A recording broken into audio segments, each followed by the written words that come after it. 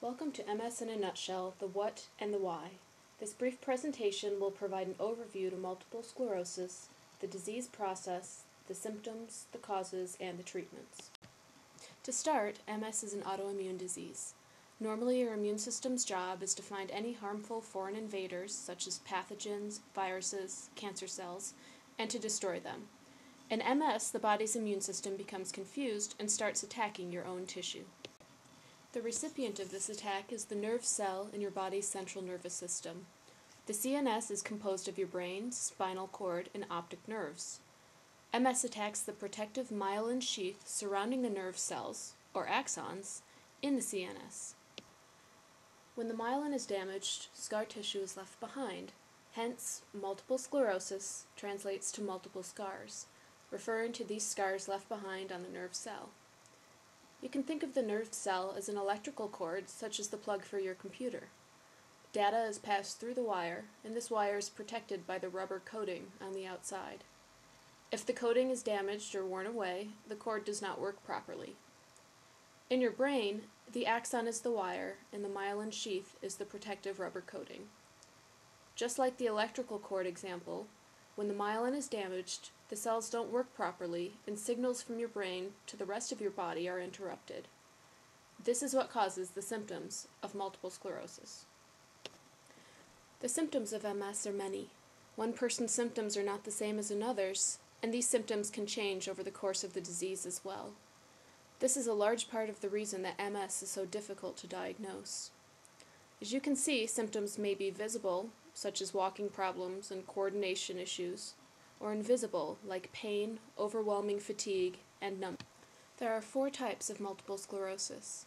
The majority of people, approximately 85%, are diagnosed with relapsing remitting MS, shown in blue, characterized by defined episodes or relapses of worsening symptoms followed by periods of remittance, which are relatively symptom-free.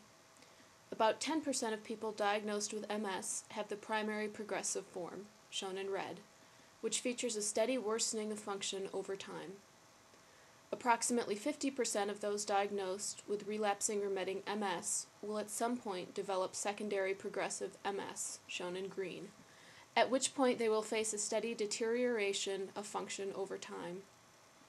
5% of individuals are diagnosed with progressive relapsing MS, in purple, which features a steady worsening of function with defined attacks along the way. MS is not contagious, almost never fatal, and usually does not shorten lifespan. And despite many's first impression of the disease, most people living with MS do not use a wheelchair. The exact cause of multiple sclerosis is unknown. Research indicates that MS is likely caused by the interaction, a perfect storm if you will, of several factors: genetics, infectious diseases, environment, and some behavior risk factors. Scientists are still in the process of determining how these individual pieces come together to complete the puzzle. According to the National Multiple Sclerosis Society, an estimated 2.5 million people live with MS worldwide, 400,000 of them in the United States. 200 people are diagnosed with MS every week in the U.S. MS is 2 to 3 times more common in women than men. It is also more common in Caucasians of Northern European ancestry, although it is found in people of African, Asian, and Hispanic ancestry as well. Interestingly, MS is not found in Inuit, Aborigine, or Maori populations. And while MS is not a genetic disease, heredity does play a factor. As you can see, one's risk of developing MS increases almost 20-fold if a close relative has MS. If one's identical twin is affected, the risk is 30 times more. Note that if MS were purely a genetic disease, the risk of developing MS if an identical twin is affected would be 100%.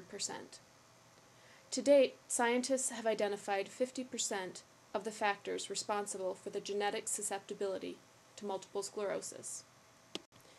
MS is also linked to the Epstein-Barr virus and human herpes virus 6.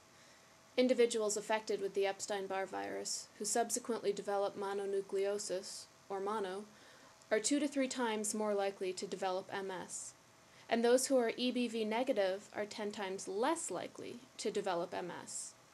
Similarly, human herpes virus 6 is found more often and at higher levels in those living with MS as compared to individuals with other autoimmune disorders. Numerous studies have shown vitamin D to be a protective factor against multiple sclerosis. Vitamin D is produced through the body's interaction with sunlight and through eating foods rich in vitamin D, such as fish. Studies of identical twins show a reduced risk of MS among the twin that spent more time outdoors in the sunlight as a child.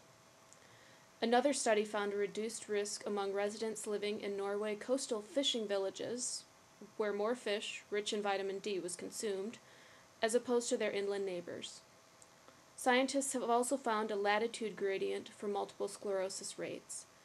Individuals living closer to the equator, who are exposed to more sunlight, experience lower rates of MS. Interestingly, the risk for migrants of developing MS is equal to the average risks found in their birthplace and final residence. Smoking has also been found to be a risk factor for MS. The risk of MS among women reporting 25 or more pack years was 70% higher than those who had never smoked. Smoking is also associated with an increased risk of transition from relapsing remitting to secondary progressive MS, and has been shown to be a risk factor for other autoimmune disorders as well. There is no cure for MS. Currently, there are several disease-modifying treatments that reduce the number of relapses experienced. These medications are all injection or IV-based. Rehabilitation therapy, self-pacing, and other strategies may help to maintain or promote function. Severe exacerbations may be treated with a round of IV corticosteroids. However, most exacerbations will subside on their own after a period of days, weeks, or months. Several new oral therapies aimed to replace the injection-based disease-modifying drugs are in various stages of clinical trial. Scientists are continuing to work to determine the remaining unknown genetic risk factors, and researchers are also working with several techniques aimed to repair damaged myelin and restore lost function. It is truly an exciting time in the field of multiple sclerosis research, and no other organization does more to achieve a world free of MS than the National Multiple Sclerosis Society. For more information or to contribute to the cause, visit www.nationalmssociety.org.